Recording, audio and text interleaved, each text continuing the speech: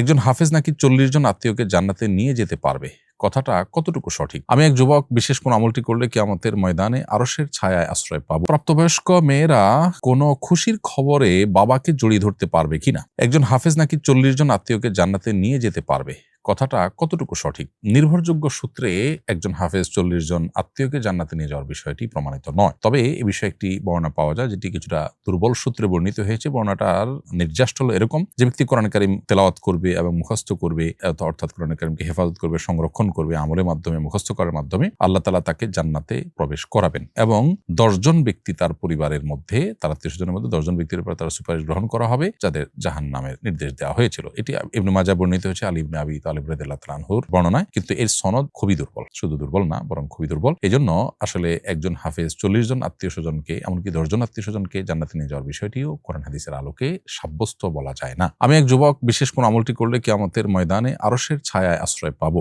খুবই সুন্দর প্রশ্ন প্রিয় ভাই। আপনার প্রশ্ন উত্তর হলো যে আরশের নিচে ছায়া পাবে 7 শ্রেণীর মানুষ। এ সম্পর্কে সহিহ বুখারীতে আবু হুরায়রা রাদিয়াল্লাহু তাআলা বর্ণিত হাদিসে নবী সাল্লাল্লাহু আলাইহি ওয়াসাল্লাম বলেছেন, সাবআতুন ইউযিল্লুহুমুল্লাহু ফি যিল্লিহি ইয়াওমা লা যিল্লা ইল্লা যিল্লুহু। 7 শ্রেণীর মানুষ, তারা কিয়ামতের ভয়াবহতম দিনে আল্লাহর আরশের নিচে ছায়া লাভ করবে, যখন আল্লাহর ছায়া ছাড়ার কারোর ছায়া থাকবে না, অর্থাৎ আরশের ছায়া ছাড়ার কোনো ছায়া থাকবে না। সেজন্য এই কঠিনতম দিনে এই ছায়া লাভ করার জন্য আমাদের সর্বোচ্চ চেষ্টা করা উচিত এবং প্রতিযোগিতায় লিপ্ত হওয়া উচিত। তরুণদের জন্য এর মধ্যে দুটি আইটেমকে আমরা আলাদা করে বলতে পারি। একটি সম্পর্কে নবী সাল্লাল্লাহু আলাইহি ওয়াসাল্লাম বলেছেন, ওয়াশাবুন নাশা ফি ইবাদাতিল্লাহ, যে যুবক আল্লাহর ইবাদতের মধ্যে বেড়ে উঠেছে, নেক আমল করতে করতে জীবন পার করেছে, তারুণ্যের সময়টা পার করেছে, সেই যুবক, যৌবনে ইবাদতে মগ্ন থাকা যুবক যিনি, তিনি মূলত এই সৌভাগ্যবান মানুষের অন্তর্ভুক্ত হবেন। আর আরেকজন হলেন ওয়ারাজুলুন তালাবাতহু ইমরাআতুন যাতা মানসাবিন ওয়া জামাল, যেই পুরুষকে কোন সুন্দরী এবং সম্ভ্রান্ত নারী হারাম কাজের অফার করেছে এবং সে আল্লাহর ভয়ে সেটাকে ডিনাই করেছে, অস্বীকার করেছে এবং হালাল সম্পর্ককে হ্যাঁ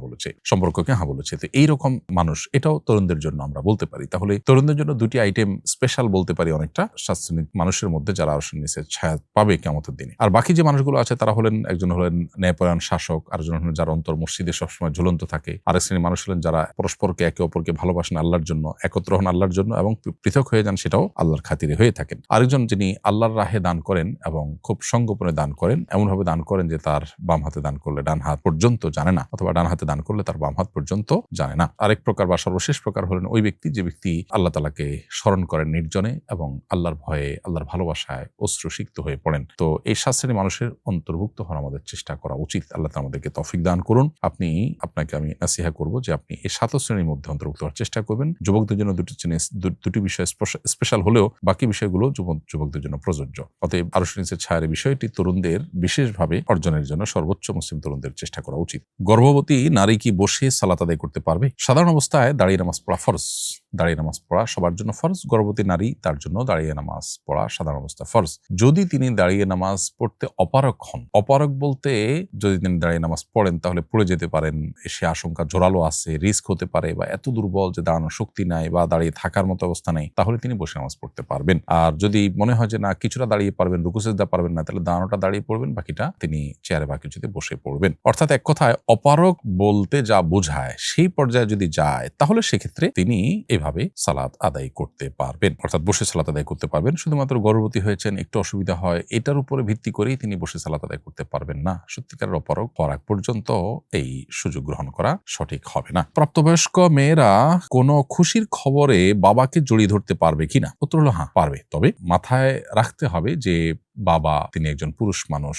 প্রাপ্তবয়স্ক মেয়ে, যদিও তিনি মেয়ে, দিন শেষে ফিতনার আশঙ্কা, বিশেষ করে এই যুগে শয়তান মানুষের মনের মধ্যে যেসব ওয়াসওয়াসা ঢুকিয়ে থাকে, মানুষকে যে বিভ্রান্ত করে থাকে, সে বিষয়টির কোনো সুযোগ যেন না থাকে, এ ব্যাপারে বাবা মেয়ে উভয়কে সর্বোচ্চ সতর্ক থাকতে হবে। নবী করিম সাল্লাল্লাহু আলাইহি ওয়াসাল্লাম আয়েশা রাদিয়াল্লাহু তাআলা আনহা এবং আবু বকর রাদিয়াল্লাহু তাআলা আনহুকে একই ঘরে নির্জনে একাকী দেখে নবী সাল্লাল্লাহু আলাইহি ওয়াসাল্লাম সে বিষয়ে কিন্তু তাদেরকে সতর্ক করেছেন। অর্থাৎ শয়তান যে মানুষকে বিভিন্নভাবে বিভ্রান্ত করে, আজকাল অনেক দুর্ঘটনা কিন্তু ঘটছে, আর দিন শেষে আমরা মানুষ, মানবীয় দুর্বলতার ঊর্ধ্বে আমরা কেউ না। সেজন্য এক্ষেত্রেও সতর্ক থাকা উচিত। একই ক্ষেত্রে একই কথা প্রযোজ্য হবে মা ছেলের ক্ষেত্রে।